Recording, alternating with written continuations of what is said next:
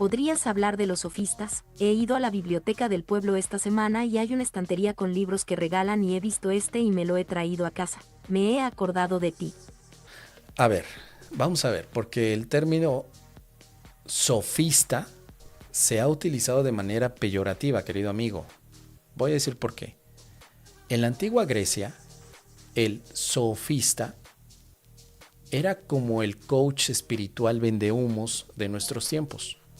O sea, que hablaba de una manera que parecía convencerte, hablaba diciéndote muchas cosas, pero realmente no sabía de lo que estaba hablando. Podrías ver a los sofistas de la antigüedad, sobre todo de la época socrática, como los vendehumos actuales. Eso serían.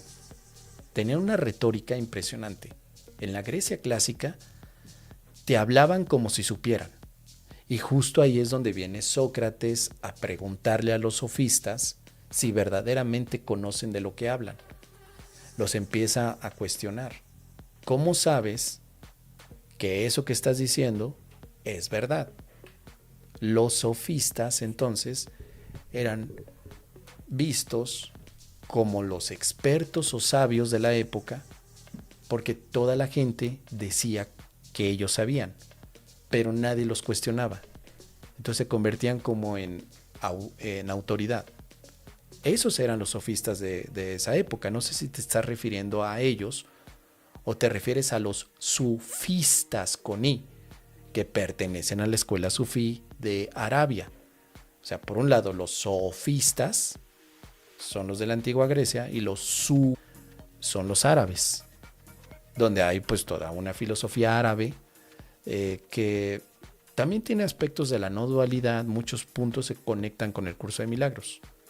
Sofistas dice aquí, no, sofistas, sofista, sofía, que viene de sabiduría. Se les llamaba así porque eran los sabios, los sofistas. Eran, te digo, maestros que hablaban bien bonito, convencían a cualquiera y que para muchos eran como los que más labia podían tener para poderte vender cualquier cosa. Lo que sí destacaban estos sofistas es que te cobraban. O sea, ellos te cobraban. Te podían decir lo que sea, pero te cobraban. Te cobraban. Entonces lo que hacía Platón era criticarlos, ¿no? Básicamente Platón decía que no tenían ellos verdaderamente una argumentación. Y aunque no tenían un argumento, sabían cómo tocar tus emociones para que tú te compraras lo que te estaban diciendo. Eran considerados los sofistas como muy inteligentes para ganar juicios, discusiones, asambleas. De hecho, los contrataban. Contrataban un sofista para ganar una discusión. No porque tuvieran argumentos, sino porque podían convencer. Hasta se ponían a llorar para poder convencer. No porque tuvieran argumento. Y muchas personas con las lágrimas de cocodrilo caen rápidamente. Entonces, eso es lo que sabían hacer.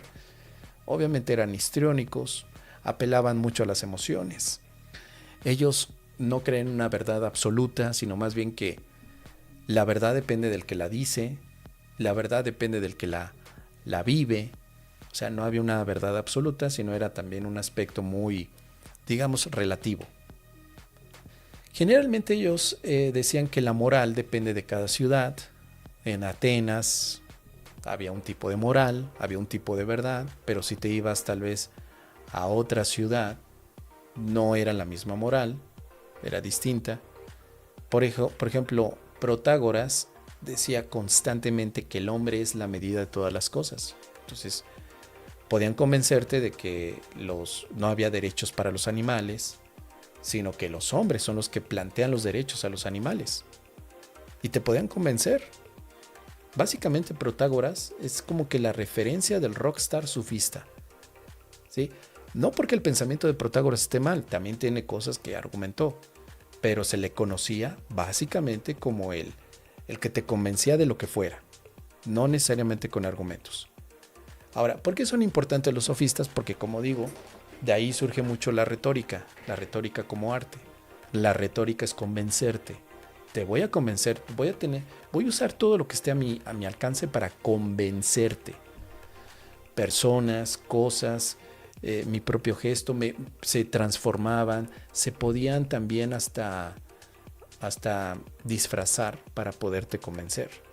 Así que digamos que lo que los sofistas aportaron fue a la retórica, a un camino de educación más profesional, porque ellos vendían cursos, no eran como los filósofos de la calle que hablaban y quien quería seguirlos estaba bien y quien no también. No, los sofistas tenían su estructura a veces hasta piramidal, daban todas sus clases, tenías que pagar, ellos te enseñaban también a hablar de esa forma. Obviamente los griegos, algunos de los defensores del método mayéutico estaban muy enojados con los sofistas, pero al mismo tiempo en esta dialéctica de esos vendehumos con los cuestionadores de la época, pues hicieron que la filosofía también tuviera un poco más de enfoque a la argumentación más que a la emoción. Así que bueno, pues si ese libro lo tienes ahí, podrías ver qué es lo que dicen estos sofistas.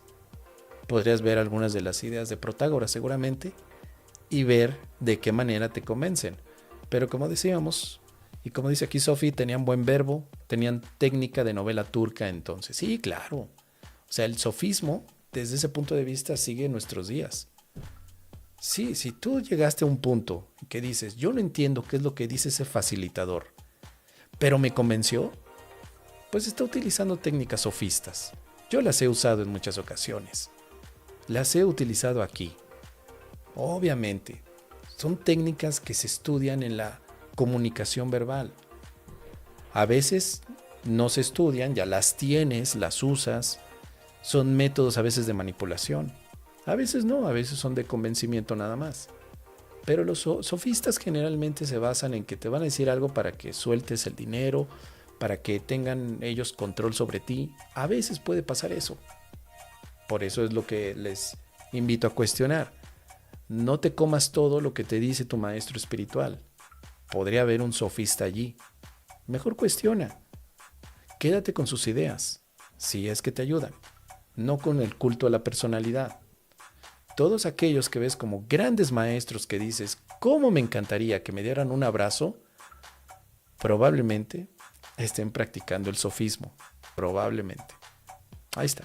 ¿Tú qué opinas? Déjame aquí tus comentarios al respecto.